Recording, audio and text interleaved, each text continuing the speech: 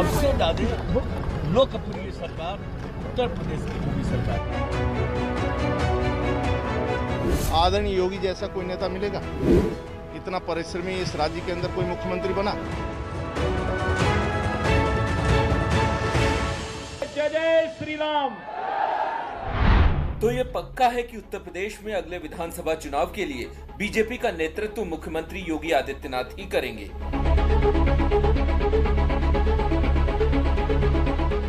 लखनऊ से लेकर नई दिल्ली तक बीजेपी की मैराथन बैठकों में जितनी उथल पुथल मची, वो सब कुछ मुख्यमंत्री योगी आदित्यनाथ के प्रभाव के आगे थम गई। अब यूपी में बीजेपी कैसे चुनाव लड़ेगी, प्रदेश में बीजेपी की राजनीति का चेहरा कैसा होगा, उसकी रणनीति कैसी होगी, ये सब मुख्यमंत्री योगी आदित्यनाथ ही तय करेंगे। जहां तक सरकार संगठन का सवाल है, प्रदेश में सबसे मजबूत संगठन उत्तर प्रदेश में बीजेपी का है और सबसे ज्यादा लोकप्रिय सरकार उत्तर प्रदेश की मोदी सरकार। यूपी के लिए बीजेपी ने अपनी चुनावी तैयारियां शुरू कर दी हैं। यूपी में बीजेपी के संगठन मंत्री सुनील बंसल ने गोरखपुर में चुनावी रणनीति पर बैठक कर ली। ये सिर्फ इत्तेफाक नहीं हो सकता कि ये पहली मीटिंग मुख्यमंत्री योगी आदित्यनाथ के गृहनगर में उनके गोरखधाम में शुरू हुई।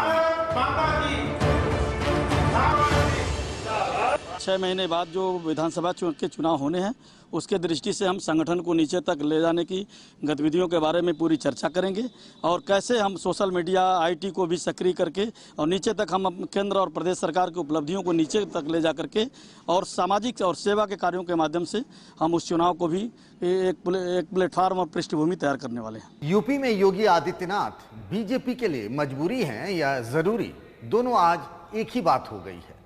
वैसे तो योगी उत्तर प्रदेश संभालते हैं, लेकिन उनकी गिनती बीजेपी के 3 बड़े नेताओं में होती है।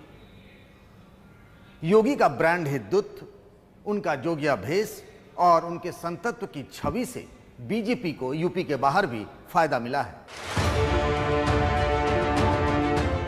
मुख्यमंत्री बनने के बाद 2017 में ही योगी ने गुजरात में 35 रैलियां की, जिनमें 20 पर पार्टी जीती, यानी जीत का स्कोर 57%।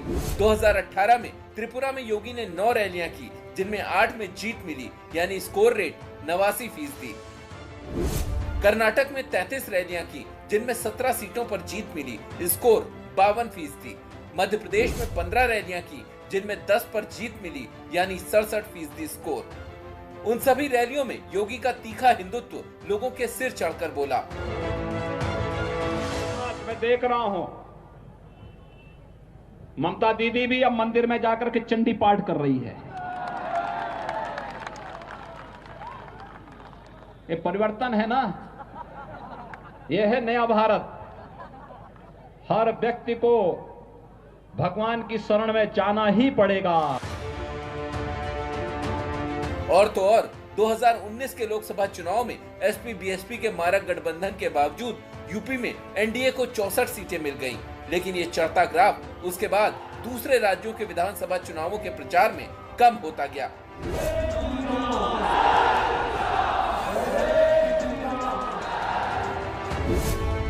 2019 में हरियाणा में योगी की रैली से जीत का स्कोर 13% रहा, तो झारखंड में 17%।